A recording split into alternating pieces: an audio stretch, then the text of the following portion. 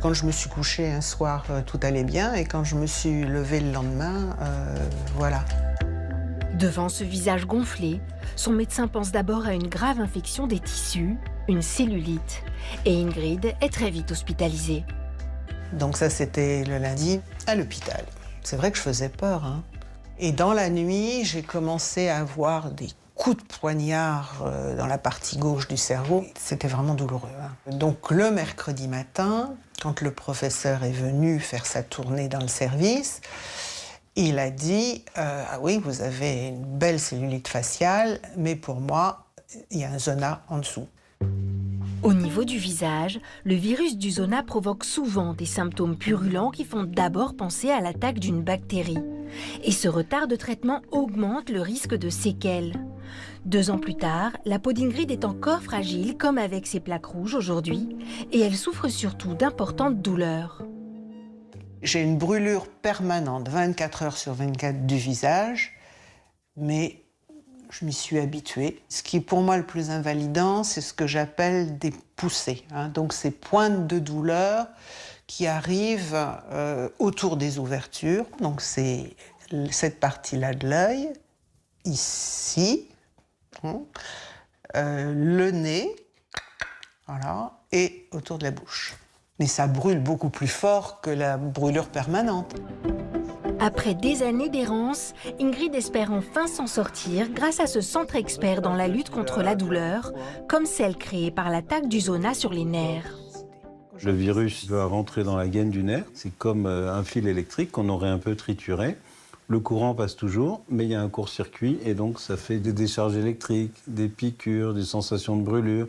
Donc c'est très particulier, à tel point qu'il y a une trentaine d'années, quand les gens venaient avec des douleurs neuropathiques, on disait ils s'en foutent, ils sont psychiatriques.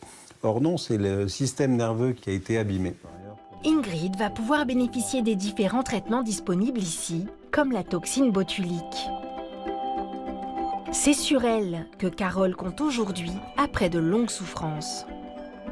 J'étais quand même au fond du trou, j'ai perdu pratiquement 10 kilos, hein, donc la douleur, moi, je savais plus faire à manger, je savais plus faire les courses, j'avais plus d'envie, j'avais plus rien.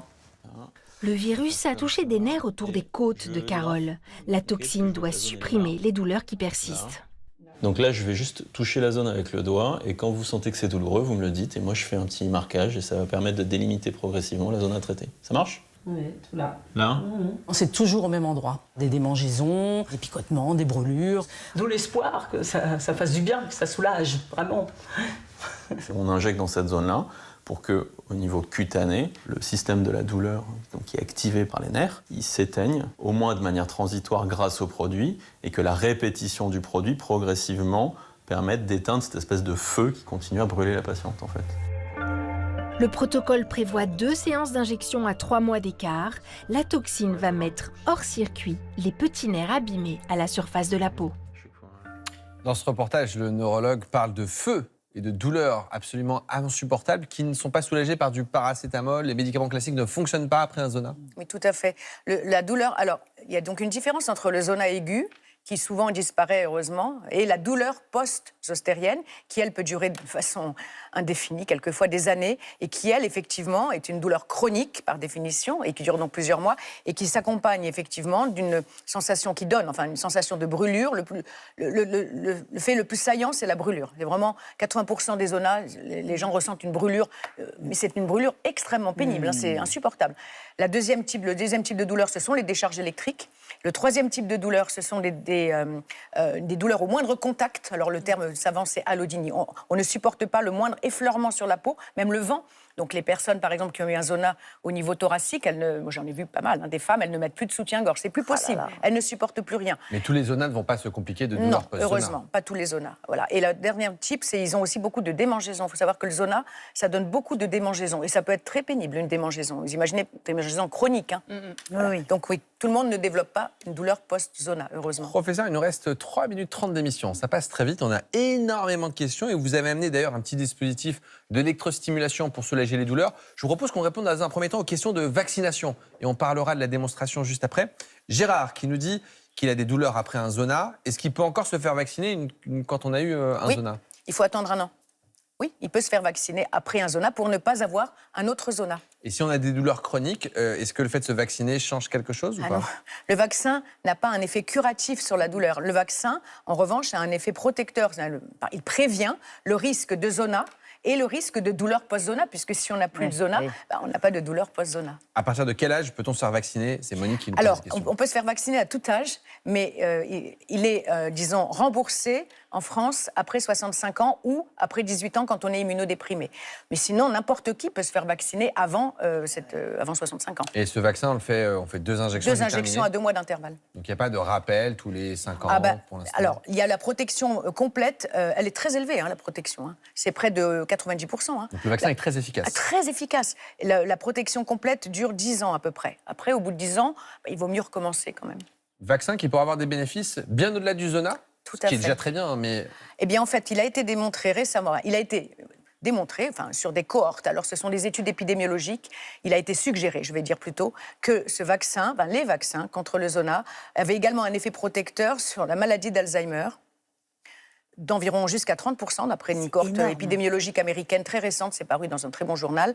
Alors, ce sont des données épidémiologiques, elles ne sont pas 100% contrôlées, c'est pas une étude randomisée comme on dit, etc. Peu importe, mais en tout cas, il y a des signaux un qui vont effet. vers avec une Beaucoup de explication signaux, neurologique, quelque chose avec qui, une du explication bon sens, entre neurologique. guillemets. Absolument.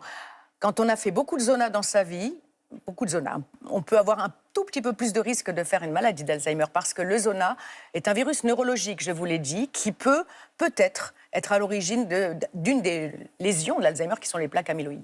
Et donc, quand on a plus de zona, on a un peu plus de risque d'Alzheimer. Et inversement, quand on protège du zona, eh bien, on a un peu moins de risque d'Alzheimer. Voilà. Jean-Luc nous pose cette question, on en a parlé, mais c'est bien qu'on le précise. Il nous demande s'il peut transmettre un zona à ses petits-enfants quand ils n'ont jamais eu la varicelle. Mais il faut qu'il ait des Non, symptômes. il ne transmettra jamais un zona, mais il peut transmettre la varicelle. Mais lui, il faut qu'il ait des symptômes de zona. Il ne peut pas, en faisant Absolument. un bisou s'il n'a rien, Non. en embrassant ses petits-enfants. Ah non, mais c'est par voie cutanée. Hein. Les lésions cutanées sont contagieuses. Est-ce qu'on peut faire du sport pendant un zona ou mieux vaut-il se reposer, c'est Charlotte? On n'est pas capable, je crois. Tout dépend tout dépend en fait si on est douloureux ou pas. Si on est très douloureux, on peut évidemment faire du sport. Le sport est très conseillé dans toutes les douleurs chroniques, de toute façon. Mais si on est épuisé, forcément. Professeur, en 15-20 secondes, on peut montrer comment ça marche ce thème? Alors ça, c'est un quoi le appareil de neurostimulation qui est proposé par les structures de lutte contre la douleur dans de nombreuses douleurs chroniques, pas seulement le zona, de nombreuses douleurs chroniques, par exemple le sciatique. Et l'avantage, c'est que c'est un non-invasif, c'est-à-dire ça, c'est pas dangereux, ça ne fait pas de mal. On met des électrodes sur la peau, c'est bon, on branche l'appareil, on le met en route, et puis voilà, et on pose des électrodes sur la peau dans un territoire qui est en général expliqué par un infirmier ou une infirmière. Et après, on va donc se stimuler, on va dire, les contrôles de la douleur, ce qui a un effet donc antalgique dans un certain nombre de douleurs régionales, Merci dont beaucoup le zona. d'avoir amené ça, c'est hyper gentil. Je rappelle que peut-être le meilleur des traitements restera la prévention avec la vaccination. Si vous avez 65 ans ou plus ou si vous êtes immunodéprimé, parlez-en à votre médecin traitant. Professeur, merci d'avoir répondu à toutes nos questions.